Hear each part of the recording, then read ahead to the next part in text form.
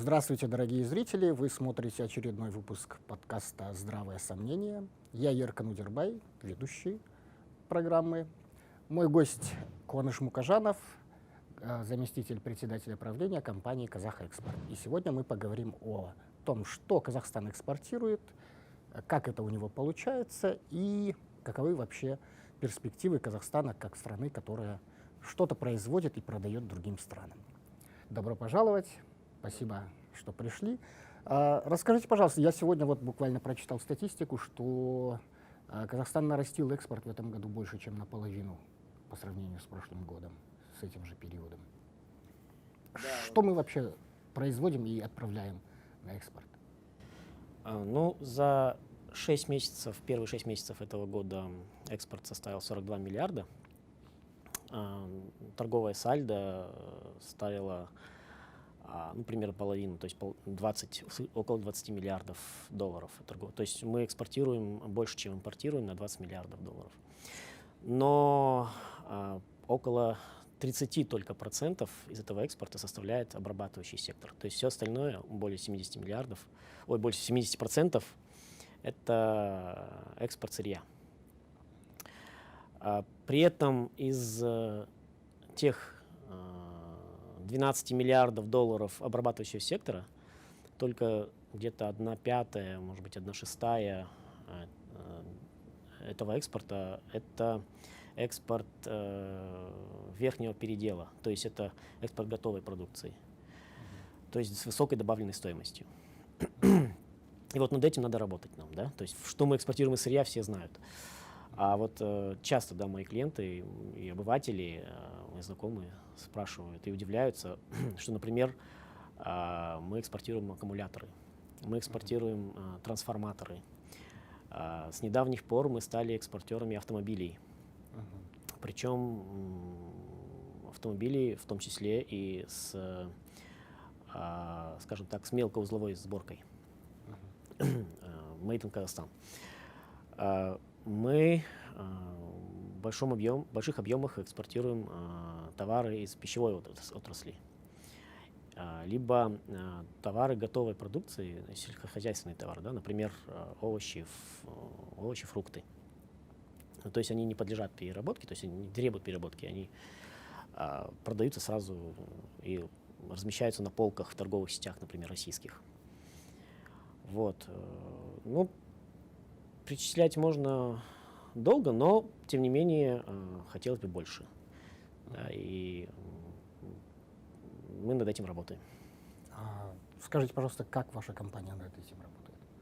Как вы помогаете? Мы осуществляем финансовую поддержку, страховую поддержку.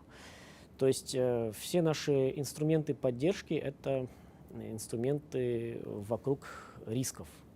И не только рисков, с которыми сталкивается наш экспортер, но и в большей степени риски, которые берут на себя их кредиторы, то есть это банки, которые прямо или косвенно участвуют в экспортной деятельности. Да? Банки кредитуют экспортеров, банки кредитуют зарубежных покупателей казахстанской продукции. И вот здесь мы участвуем тем, что мы даем страховую емкость. То есть мы берем на себя эти риски банков, либо риски экспортеров, которые тоже, в принципе, могут своим товаром кредитовать своего покупателя. Когда производитель выходит на зарубежные рынки, он уже, в отличие от внутреннего рынка, он конкурирует уже со всем миром. И зачастую производитель конкурирует не только своим товаром или ценой на товар, качеством, но и конкурирует финансовыми возможностями. То есть, если, например, выходят китайские производители на зарубежные рынки, они могут предложить сопутствующий финансовый инструмент, да, со стороны китайских банков, со стороны наших коллег компании Синошур, тем, что они готовы прокредитовать своего покупателя, то есть не предложить ему товар, но с сопутствующим кредитом. И получается, что, предположим, если они выходят на рынок Кыргызстана, и, например, мэрия Кыргызстана объявляет тендер, да, на покупку автобусов для города, то выходят, например, российские производители автобусов, китайские производители автобусов, казахстанские. Но конкурируют не только по качеству и цене, но и по какой ставке они прокредитуют мэрию на покупку этих автобусов. И, конечно же, это происходит не только при таких вот продаже таких основных средств или транспорта, или дорогостоящих покупок, да, которые требуют долгосрочного финансирования, но и даже когда обычные пищевые продукты.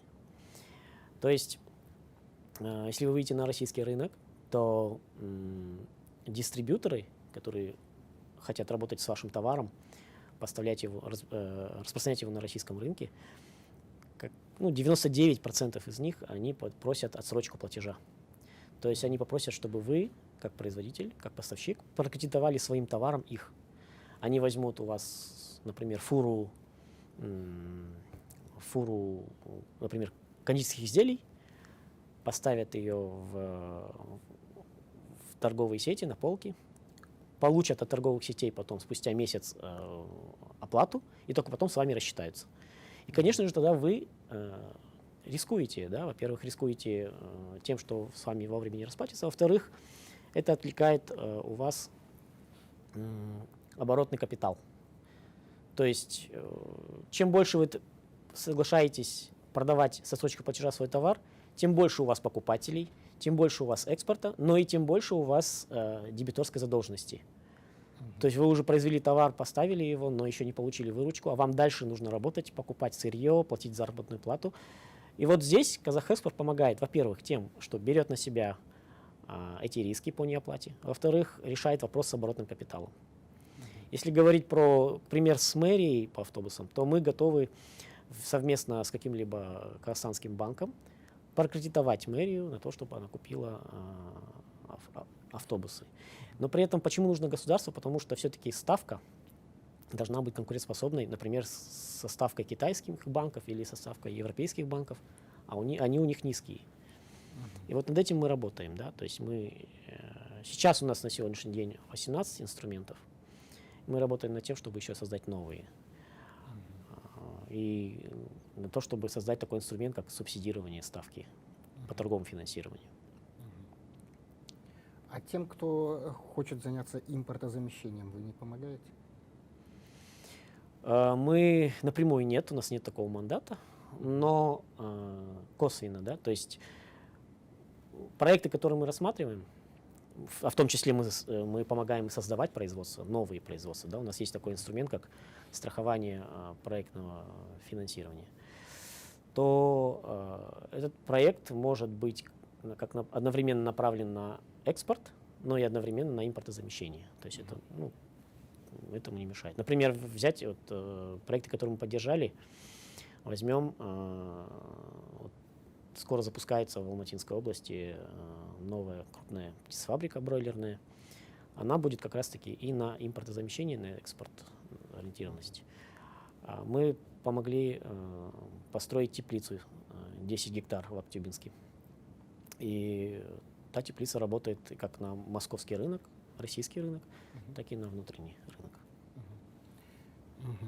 А без участия государства эта деятельность могла бы вообще существовать, без участия вашей компании? Далеко не в тех объемах. Если говорить о цифрах, то в прошлом году мы приняли рисков на 200 миллиардов тенге. Даже более 200 миллиардов тенге. То есть это значит, что мы поддержку оказали экспортерам. То есть экспорт был осуществлен как минимум с нашей поддержкой на эту сумму. Конечно, это не те цифры, да, о которых говорить, если об экспорте всей страны, об экспорте обрабатывающего сектора всей страны. Но когда мы берем на себя эти риски, то экспортер, проверив, например, зарубежного покупателя с помощью нас, экспортировав с помощью нас туда какую-то первую партию продукции, может быть, несколько поставок сделав, то потом он дальше продолжает уже без нас экспортировать. И оказав там, например, поддержку на 1 тенге, то потом в будущем экспорт на сотни тенге, да, может осуществляться уже без нашей поддержки. Ну, на самом деле это не мы придумали, то есть такая поддержка осуществляется всеми развитыми странами. Германия, Япония отчасти стали такими передовыми экспортоориентированными странами благодаря такой поддержке. Если говорить про Германию, то вот наши коллеги немецкие, это Euler Hermes, скоро они отметят 100-летие свое. Вот, на сегодняшний день они в год на несколько миллиардов долларов берут риски, принимают риски по сделкам, по проектам немецких экспортеров. То есть это такой международный общепринятый механизм. Да, это экспортное кредитное агентство есть во всех развитых странах и даже уже не только развитых, развивающихся тоже. Понятно. А в какие страны мы отправляем наши товары? Если говорить опять же, об обрабатывающем секторе, то на первом месте это Россия, на втором месте это Китай. Страны Европы, страны Центральной Азии, да, это страны ближнего зарубежья. Насколько нам реально укрепиться в этом положении и там стать, допустим, как Южная Корея? Если говорить о том, куда мы стремимся, да, то есть это как такие развитые страны, то я бы не стал сразу целиться на Южную Корею или Японию или Германию. Нам, скорее всего, нужно сначала себя сравнить тоже с развитыми странами, но с похожими экономиками. Да? У нас большая территория, у нас много сырья, у нас мало населения. Это уже какие-то вводные данные, это то, чем обусловлено, да, наше сегодняшнее положение, и отсюда надо отталкиваться. То есть маленькая плотность населения, это означает, что это неемкий рынок. То есть у нас сейчас 19,5 миллионов населения, и когда какой-либо бизнесмен хочет принять решение, взяться ему за этот проект, инвестировать в него деньги и ориентироваться только на внутренний рынок, то, конечно же, большинство проектов будут отметаться, потому что инициатор проекта он будет сразу видеть, что есть большой риск того, что он вложит деньги, но спрос на продукцию будет не настолько высоким, чтобы оправдать эти инвестиции. Если говорить про похожие экономики, то возьмем Австралию. В Австралии 26 миллионов населения, большая территория, очень низкая плотность населения. Это тоже экспортоориентированная сырьевая экономика, но почему эта экономика стала развитой? Потому что Австралия стремилась также слезть с сырьевой иглы и экспортировать все больше, то есть повышать долю в экспорте именно товаров с высокой добавленной стоимостью. И есть определенные успехи, да, у Австралии. То есть это нефтехимия, развитая нефтехимия, это развитое сельское хозяйство, то есть сельское хозяйство с высокой производительностью. И теперь, если мы поедем, например, в Арабские Эмираты или другую арабскую страну, то в магазинах на полках будет именно австралийская баранина. То есть мы знаем, что Австралия развитая страна, но мы не знаем, наверное, вы вряд ли назовете какой-то известный бренд, да, мировой бренд австралийский. Да. Когда мы говорим об Австралии, приходят на ум австралийские актеры, которые покорили Голливуд, да, там, Николь Кидман или Хью Джекман. Но мы не знаем, какие есть известные австралийские бренды. Но тем не менее, продукция обрабатывающего сектора по всему миру продается, в том числе и австралийская. Если взять Канаду, можете ли назвать какой-либо известный бренд канадского автомобилестроения? Нет. А тем не менее, Канада в год продает более 2 миллионов автомобилей. Это миллиарды. Нет, не собственные бренды, конечно, да. Тоже сырьевая экономика, тоже низкая плотность населения. 3,5, кажется, человека на квадратный километр. При этом, конечно же, когда происходят всплески ценовые, да, там, на сырье, то тоже бывают у таких экономик, как у нас, потрясения, девальвации и так далее. Чтобы этого избежать, такие страны, они стараются также повысить долю обрабатывающего сектора в своем экспорте. И Канада преуспела. Да? В начале 70-х компания Honda приехала в Канаду и открыла первый завод по сборке автомобилей. На сегодня Honda уже имеет 3 завода, причем это далеко не крупноузловая сборка. Только вот эти 3 завода в год покупают в Канаде, ну, вот у местных других компаний, сырье и комплектующие на более чем $1 миллиард в год. То есть это говорит о том, что Канада, экспортируя автомобиль, в нем уже содержится тот же металл канадский, та же продукция нефтехимии и так далее, и так далее. И вот я думаю, что на Северной Америке, наверное, уже Канада может поконкурировать с США по автомобилестроению, например. Вообще по машиностроению. Также развита фармацевтика, также развита нефтехимия и очень развито сельское хозяйство. Ну, вы рассказали вот про 2 страны.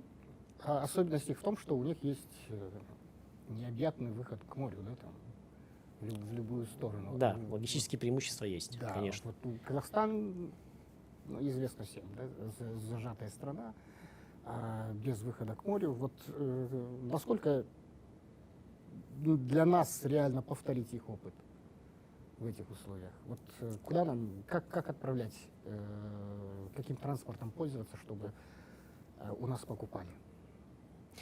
Ну, конечно, мы не можем повторить тот успех, например, когда мы говорим, что Канада поставляет на всю Северную и Южную Америку там, автомобили. Это, наверное, будет очень долгосрочная цель. Если говорить про более реальные вещи, то у нас под боком Китай. Более миллиарда человек населения. Конечно же, их всех надо кормить. У нас под боком Россия, да, 130 миллионов населения. Нам, даже если просто одну провинцию Китая освоить в плане экспорта пищевых продуктов или какой-то другой готовой продукции, то это уже повысит значительно уровень ВВП нашей страны и ВВП на душу населения в том числе. Логистика в Китай, у нас есть Харгос, можно дальше развивать инфраструктуру логистическую, наращивать и работать над тем, чтобы перевозка продукции все была дешевле и быстрее. Тем более сам Китай не против и даже... Да, очень. Да. Говорить о том, чтобы мы быстро развили автомобилестроение или какое-то другое высоконаучное, высокотехнологичное производство, да, можно об этом говорить, но если говорить про быстрые победы, то возьмем наше сельское хозяйство, возьмем пшеницу. Наверное, у нас самое высокое содержание клейковины в пшенице в мире. И только недавно мы начали экспортировать эту клейковину. То есть мы до этого все время думали об экспорте зерна, об экспорте муки максимум, но о глубокой переработке зерна говорили, но вот только сейчас мы это начали делать. Да? И мы сегодня начали экспортировать не только глютен, клейковину или крахмал, но и биоэтанол.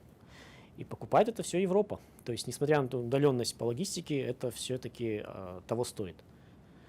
И если это наращивать, то есть, когда мы, например, экспортируем мясо, на самом деле мы экспортируем те же продукты растениеводства, но только дороже. Да, потому что, чтобы произвести это мясо, это нужно кормить скот, кормить кормами, которые производятся из того же ячменя или пшеницы, кукурузы и так далее. Когда мы экспортируем кабель, то мы тоже экспортируем на самом деле те же цветные металлы. В этом кабеле есть медь, алюминий, но только намного более высокой переработки, да, то есть глубокой переработки. И продаем ту же медь и алюминий, но уже дороже в виде кабеля. Если мы продаем дороже, означает больше поступлений налогов в бюджет страны, это означает большее количество созданных рабочих мест и так далее. Ну, то есть над этим надо работать просто и искать эти ниши, в чем Казахстан имеет преимущество. Преимущество в сырье, преимущество в территориях, если говорить про пассивные площади и так далее. А вот что ваши клиенты говорят? Ну, насколько вообще сейчас регуляторная среда, рынок им помогают, создают для них хорошие условия для того, чтобы они могли производить и продавать? Ну, я бы сказал, здесь case by case. Да, то есть это, нельзя сказать, что все клиенты чувствуют себя комфортно, я имею в виду бизнесмены, или пандемия сильно отразилась на предпринимательстве, на производстве. Последние события, январские, потом февральские.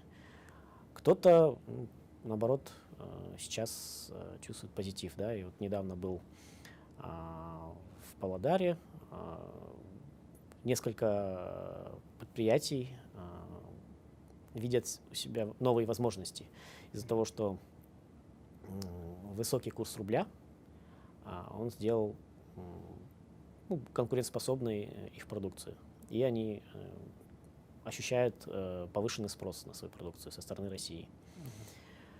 А другие компании столкнулись с проблемами, что из-за санкционных банков, из-за санкций на определенные российские компании, которые поставляли им сырье. Есть компании, которые хотели бы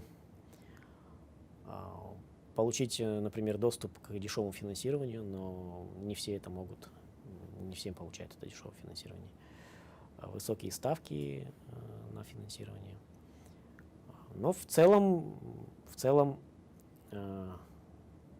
те компании, которые проявляют активность, те, которые готовы идти на определенные риски, те, которые...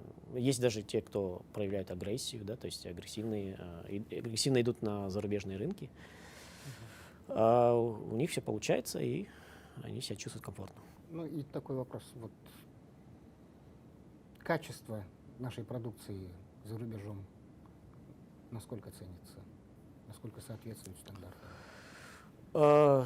Здесь такой вопрос интересный. Здесь на самом деле качество, если говорить про пищевые продукты, довольно высокое. То есть, например, даже есть уже китайский обыватель, который знает, что растительное масло made in Казахстан, оно натуральное, качественное, или баранина, которую, кстати, Казахстан экспортирует в Эмираты, самолетом отвозит охлажденную баранину. Она дорогостоящая, но она продается на рынке Дубаев. Да? Дубай, в Саудовской Аравии, в Омане. То есть там ценят нашу продукцию. Другой вопрос, что надо еще работать над подачей, над упаковкой, над маркетингом. Вот здесь еще нужно наращивать компетенции. Ну, это, как вы сказали, не ваша компетенция, это производитель Это сам должен. вообще в целом, если говорить про экспорт и про успех экспорта, он зачастую зависит от усилий самого предпринимателя в большей степени. То есть это нужно наращивать компетенции в том, как продавать правильно, да, и как производить правильно. Ну и тут говорят о том, что Россия наш основной торговый партнер, да, и мы вместе состоим в Евразийском экономическом союзе. Он помогает нашим экспортерам? Ну, кто-то испытывает на себе высокую конкуренцию, по сравнению, конкуренцию со стороны российских поставщиков. Но кто-то, наоборот, выиграл от этого союза. Если взять про производителей аккумуляторов, то огромный спрос на наши аккумуляторы со стороны России. Если говорить про производителей трансформаторов, кондитерские изделия, масложировая продукция, она продается на российском рынке. Она бы, наверное, в таких объемах не продавалась бы, если бы не было этого союза, потому что были бы заградительные пошлины. Но бывают случаи, когда, можно сказать, неравная конкуренция с Россией. Но здесь нужно работать над производительностью, над себестоимостью. То есть для разных отраслей по-разному отражается? Да, по-разному абсолютно. Да.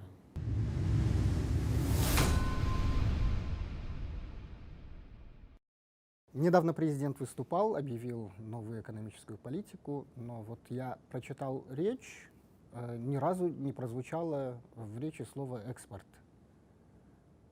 Как вы можете объяснить, почему? Как-то вообще в новой экономической политике предусмотрена экспортоориентированность Казахстана? Она предусмотрена, просто говорилось и до этого послания, очень много об экспорте, уделялось внимание большое. И сейчас как раз-таки правительство претворяет в жизнь то, что было задумано. Возьмем, во-первых, как я говорил уже, про новый инструмент субсидирования ставки. Ставки по торговому финансированию. Для того, чтобы его создать, пришлось внести изменения во-первых, в предпринимательский кодекс, там предусмотреть новый вид субсидирования. Пришлось поменять некоторые законодательные акты. Сейчас работа идет над нормативно-правовыми актами. Также сейчас ведется работа по созданию закона об экспортно-кредитном агентстве.